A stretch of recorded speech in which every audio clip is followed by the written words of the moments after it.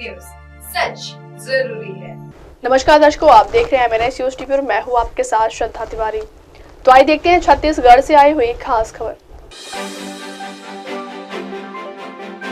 दुर्ग कार्यकर्ता मिलन समारोह, वार्षिक उत्सव एवं पुरस्कार वितरण समारोह, हत्या का खुलासा। तो आइए देखते हैं दुर्ग से आई हुई रिपोर्टर रोहिता सिंह भुवाल की खास खबर। कार्यकर्ता मिलन समारोह। दुर्ग जिवरा सिरसा नवनियुक्त भाजपा मंडल अध्यक्ष के नेतृत्व में जिवरा में कार्यकर्ता मिलन समारोह कार्यक्रम का आयोजन किया गया। नवनियुक्त मंडल अध्यक्ष घनश्याम साहू को बधाई देने 22 ग्राम पंचायत के भाजपा समर्थकों ने कार्यक्रम में शिरकत की, जहां क्षेत्र विधायक राज महंत डोमन लाल कोरसेवाड़ा एवं पूर्व मंडल अध्यक्ष जितेंद्र यादव मुख्य अतिथि के रूप में मौजूद रहे। जिवरा मंडल का नवनिर्वाचित अध्यक्ष आदरणीय घनश्याम साहू जी का आज प्रथम सम्मेलन था और हमारे आदरणीय श्री जितेंद्र यादव जी पूर्व मंडल अध्यक्ष का जन्मदिन, दोनों उत्सव एक साथ हमने मनाने का निर्णय लिया और ये प्रथम सम्मेलन था। उसमें समस्त कार्यकर्ताओं का मान हो, सम्मान हो और भारतीय जनता पार्टी के लिए हम एकजुट होकर काम करें। हमारे प्रदेश का जो मुखिया है आदरणीय श्री विष्णुदेव साय का सुशासन, उसका भागीदारी बने, उनका योजनाओं को गांव में क्रियान्वित करें, विकास के कार्य को जोड़ें और लगभग जिवरा मंडल में 22 गांव हैं, 5 टोला है, उसमें सभी गांवों में 1-2 गांव को छोड़ करके सभी गांवों में विकास की कड़ी जोड़ने का प्रयास किया हूं मैंने। और इसके लिए प्रदेश के मुख्यमंत्री जी का आशीर्वाद मिला है, हमारे डिप्टी CM अरुण साव का आशीर्वाद मिला है, टंकराम वर्मा जी का आशीर्वाद मिला है, विजय शर्मा जी उप मुख्यमंत्री जी का आशीर्वाद मिला है, सभी मंत्रियों का आशीर्वाद मुझे मिला है। अभी पंचायत चुनाव होना है, नगरीय निकाय चुनाव होना है, इसके लिए हमारे अभी महापर्व चल रहा है संगठन का। बूथ अध्यक्ष का निर्वाचन हुआ है, मंडल अध्यक्ष का निर्वाचन हुआ है, कल परसों जिला अध्यक्ष का निर्वाचन हो जाएगा, नामनेट होगा और निश्चित तौर पर इस प्रकार से यह पर्व संगठन का भी है और विकास का भी है।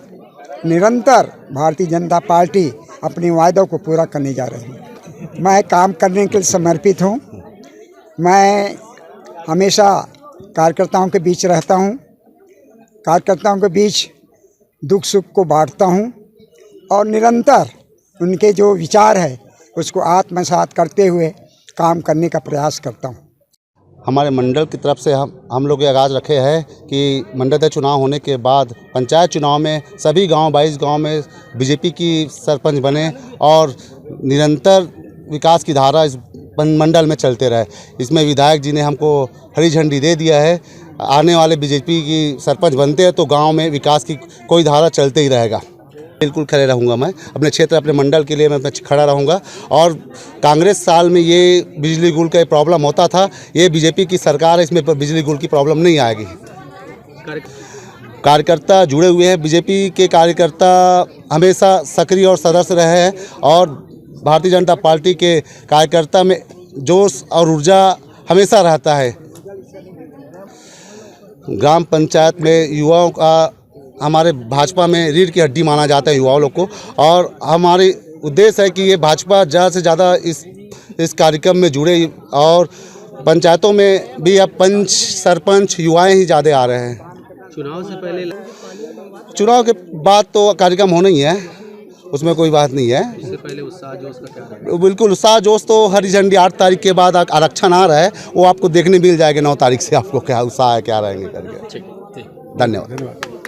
का कार्यक्रम कार्यकर्ता मिलन समारोह का कार्यक्रम था। अंग्रेजी नव वर्ष भी है और निश्चित तौर से कार्यकर्ताओं का सम्मान ही भारतीय जनता पार्टी का सम्मान है। माननीय विधायक जी इस कार्यक्रम में उपस्थित हुए हैं। जन्मदिन तो आते रहेगा, हर साल 365 दिन बाद हम मनाते रहेंगे, लेकिन भारतीय जनता पार्टी का कार्यकर्ता सदैव कार्यकर्ता रहेगा और वो सदैव भारतीय जनता पार्टी के लिए जीता है और कमल के ध्वज को लहराता है। ये बड़ा विषय है। कार्यकर्ता सम्मेलन ऐसा है कि नया मंडल अध्यक्ष बना है सभी मंडलों में नए मंडल अध्यक्ष भारतीय जनता पार्टी को मिला है, तो मंडल अध्यक्ष और कार्यकर्ताओं के बीच में कम्युनिकेशन का मामला ये और एक दूसरे को परिचय का भी ये आज का कार्यक्रम था और कोई बड़ा विषय नहीं है। और निश्चित तौर से चुनाव की बात की है तो एक पंच भी कांग्रेस का नहीं जीतेगा, ऐसा फील्ड जमेगा आने वाले समय में। अगली खबर, वार्षिक उत्सव एवं पुरस्कार वितरण समारोह। दुर्ग ग्रामीण विधानसभा क्षेत्र अंतर्गत शासकीय उच्चतर माध्यमिक विद्यालय बंचादूर में आयोजित वार्षिक उत्सव एवं पुरस्कार वितरण कार्यक्रम में दुर्ग ग्रामीण विधायक व राज्य ग्रामीण एवं अन्य पिछड़ा वर्ग क्षेत्र विकास प्राधिकरण उपाध्यक्ष ललित चंद्राकर व दुर्ग सांसद विजय बघेल सम्मिलित हुए। कार्यक्रम के शुभारंभ ज्ञान दायिनी मां सरस्वती की मूर्ति पर पूजा अर्चना के साथ किया गया। छात्र छात्राओं ने रंगारंग सांस्कृतिक कार्यक्रम से मंत्रमुग्ध कर देने वाले अनुपम प्रस्तुति दिया। इस विशेष अवसर पर सभी को नव वर्ष की हार्दिक शुभकामनाएं प्रेषित की एवं विद्यालय के प्रतिभा भावान छात्र छात्राओं को प्रतीक चिन्ह भेंट कर उन्हें उत्कृष्ट प्रदर्शन के लिए सम्मानित किया। जो कला है उसको भी दिखाने का हमको मंच मिलता है, जिसके माध्यम से हम अपने अंदर की जो भाव है उसको बाहर लाने का काम करते हैं कला के माध्यम से। और कहीं ना कहीं हमें अपने जो मन में और जो हमारे इच्छा जो होता है, हमारी जो इच्छा रहती है, उसको इस मंच के माध्यम से हम बाहर लाने का काम करते हैं। आज के इस समारोह में सभी आप बच्चे हैं, आप सबको बधाई देता हूं और आप सबसे भारत को एक नई शिक्षा पद्धति, एक नई शिक्षा 2020 शिक्षा नीति अब स्कूलों में लागू हो गई और ये ऐसा शिक्षा नीति है जिसमें आपको आपके रुचि के हिसाब से आपको विषय। अगली खबर, दुर्ग हत्या का खुलासा। एक बार फिर मोबाइल गेम की वजह से विवाद होने पर हत्या की वारदात को अंजाम दिए जाने का खुलासा हुआ है। मामला दुर्ग जिले के अमलेश्वर थाना क्षेत्र का है, जहां पिछले वर्ष 24 दिसंबर को पादा ग्राम में मंडई मेला के दौरान 16 वर्षीय उमेश यदु की हत्या कुछ युवकों द्वारा मिलकर कर दी गई थी। सर बताएंगे हत्या का मामले का पूरा खुलासा हुआ, क्या पूरा मामला था? कुछ दिन पूर्व 24 दिसंबर 25 दिसंबर की दरमियानी रात एक हत्या की सूचना आई थी, जिसमें मृतक उमेश यादव की धारदार वस्तु से हत्या किया जाना ये स्पष्ट आया था पीएम रिपोर्ट के आधार पर। बाद में फिर पुलिस की स्पेशल टीम इसमें बनाई गई थी, जिन्होंने लगातार मेहनत करते हुए इस हत्या के प्रकरण को उजागर किया। इसमें 4 आरोपी जो हैं वो धरे गए हैं पुलिस के द्वारा, हिरासत में लेकर के उनसे पूछताछ की और अपना जुर्म स्वीकारा था। ये जो आरोपी हैं वो सभी जीट गांव के रहने वाले हैं, जिनमें 2 आबचारी बालक हैं और 2 आरोपी नवीन और बंटी उर्फ लोचन सिंघोरे के रूप में इनको इनका पहचान किया गया। जब ये घटनाक्रम हुआ था, ये इस तरह से हुआ था कि 24 तारीख को ग्राम पांदा में मड़ई का आयोजन किया गया था। उस बीच में कार्यक्रम का भी आयोजन था उसके मड़ई के उपरांत। तो ये जो लड़के थे जो जीट से निकले थे, तो ये पहले मड़ई में शामिल हुए थे। मड़ई में के बीच में इनके और एक अन्य व्यक्ति के बीच में विवाद हुआ था, तो जिसमें इन दोनों लड़कों की पिटाई हो गई थी।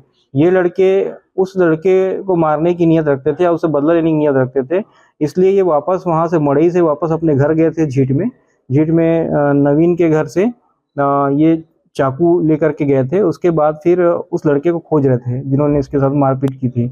जब ये घूमते घामते उन लोगों को ये पता चला कि ये लड़के संभवतः जो एक लड़कों का बैठने का जो स्थान होता है, अड्डेबाजी का जो जगह होता है, वो सोसाइटी है जहाँ पर आमतौर पर लड़के बैठते हैं। तो वो गांव की सोसाइटी के पास में गए थे, किंतु वहाँ पर वो लड़का नहीं मिला। एक अन्य लड़का था उमेश यादव नाम का, जो वहाँ पर अपने मोबाइल में फ्री फायर गेम खेल रहा था। ये नशे में थे और उससे भी फ्री फायर गेम खेलने के लिए उसके मोबाइल को छीनने लग गए।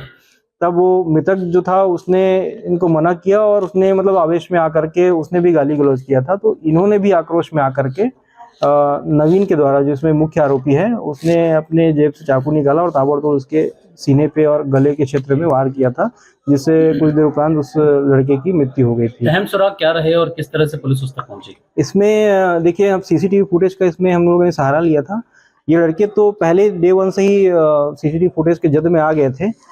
किंतु क्या है, ये आइडेंटिफाई नहीं हो पा रहे थे। और इसके पीछे कारण यह है कि ये लड़के जो थे वो पांदा गांव के नहीं रहने वाले थे, बाहर से आए थे, झीट गांव से आए हुए थे। इसी कारण सभी लोगों से पूछताछ करने के बाद ऑलमोस्ट हमने पांदा गांव के हर एक मुख्य व्यक्ति और जो पारा मोहल्ले में जो लोग रहते हैं उनसे पूछताछ किए थे, तो कोई इनको आइडेंटिफाई नहीं कर पाया था। बाद में हम लोगों ने साइबर प्रहरी ग्रुप में इसका प्रचार प्रसार किया था, तो उसी अनुक्रम में जब किसी एक हमारे जिसने हमको टिप दिया था उसको ये वीडियो मिली थी, तो उसने इसका आइडेंटिफाई किया और फिर उसने बताया कि ये लड़के हैं जो बाइक लेते हुए जा रहे हैं। ये जो पहले दो अपचारी बालकों का आइडेंटिफाई किया गया था, फिर उनसे पूछताछ करने के बाद बाकी जो 2 आरोपी हैं उनका आइडेंटिफिकेशन हुआ। वक्त हो चला दर्शकों ब्रेक से लौटने के बाद देखिएगा देश और दुनिया की तमाम बड़ी खबरें। बने रहिए MNS न्यूज टीवी पर। नमस्कार। हाय, मैं हूँ तापसी पन्नू और आप देख रहे हैं MNS न्यूज। आप देख रहे हैं MNS न्यूज, सच जरूरी।